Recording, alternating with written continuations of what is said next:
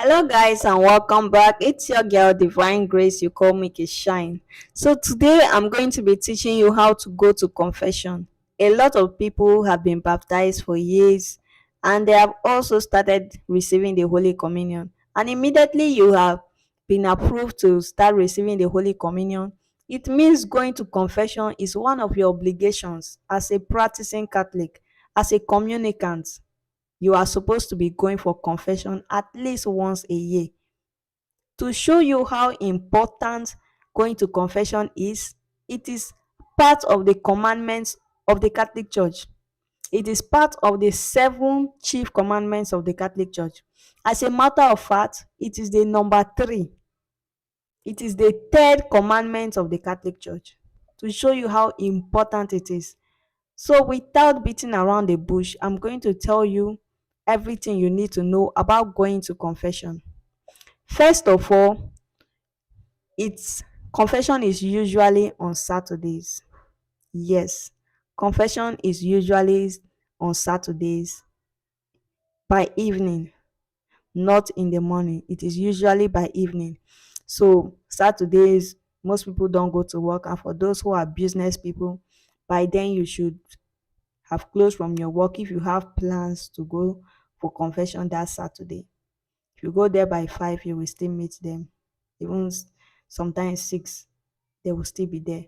So, but you should endeavor to go early, 4 o'clock thereabout. So when you get to the church, most times confession is done inside the church premises. Not just the church premises, inside the church where mass hold. But if there are other programs holding inside the church itself, confession will hold inside the church premises. That is, if there is another mass or program going on inside the church, the reverend fathers are going to stay in different parts of the church premises to take your confessions. Now, a lot of people will be saying, even Catholics, most Catholics do complain about it. They say, how can I be confessing my sin to a fellow man? Doesn't he sin too? Can't I tell God my sin in the house? Can't I pray to God to forgive me my sins at home? Why must I go to confession? Yes, that is what I'm going to be telling you today. And some will ask, if I'm confessing to the Reverend Father, who is the Reverend Father confessing to? Today, I'm going to answer your question. You confess to the Reverend Father, and the Reverend Father confesses to the bishop. Yes, that is what happens. Now, after you go to, now let's talk about going to confession. When you get there, there is usually line. That is, people are usually there, sometimes crowded. So it is actually done turn by turn. So when you go, you will sit with the next person, and then people will start going one after the other. When it gets to your turn, this is what you have to do. You will quietly walk there. The Reverend Father will be seated with something in between him and you. It can be something that is wooden or any other thing, but it is going to be dividing you and the Reverend Father. Now, here is something you need to know. The Reverend Father may not even know who is speaking to him. And you yourself, you may not even know the Reverend Father who is behind that stand. So most Catholic church, we have more than one Reverend Father in a parish. There can be 2 or more Reverend Fathers in one parish. So you may not even know the one that is listening to your confession, and he may not even know you. Now you have to feel comfortable. The first thing you have to do while you are kneeling down immediately, you are going to say, "Bless me, Father, for I have sinned." Now let me demonstrate. Bless me, Father, for I have sinned. While you are saying this, you are going to be doing the sign of the cross.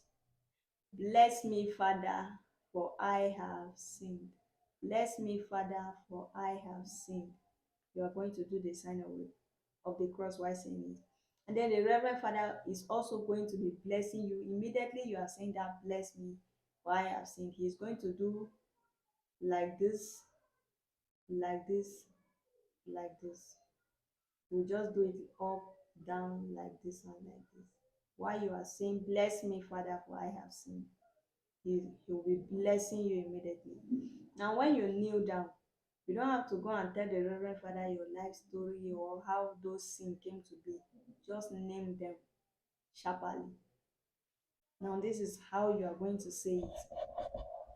Father, since the last time I came for confession, I have stolen 3 times.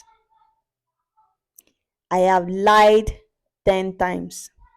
I have cheated 3 times. I have committed fornication 5 times. I have committed adultery 10 times. You just name it like that. Don't go and say, I fornicated with my cousin, with my classmate, with my coursemate, with my brother's friend, with my neighbor. All those details are not necessary. How many times did you fornicate? I fornicated 5 times. I committed adultery 3 times. I lied 20 times. I stole 3 times. That's just it. Just name the times and then you will now say this sentence. Listen carefully now. For this and all other sins which I can now not remember, please ask God to forgive me my sins. And then the Reverend Father will say, you have been forgiven. Go and sin no more. He will now give you some other advices. And then he will tell you Jesus loves you and he has forgiven you. And then he will now tell you to go and say so and so prayer. For example, go and say 2 Our Father, 3 Hail Mary, and 1 I believe in God. Now you are not supposed to say those prayers there while you are with him. After you leave him, you will go and sit either in anywhere in the church premises or inside the church and say those prayers.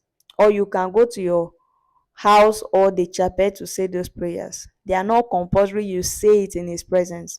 The only prayer that is compulsory for you to say in the presence of the Reverend Father is the next one now. Now he is going to ask you to say the act of contrition. The act of contrition. This is the only prayer that is necessary for you to say in the presence of the priest.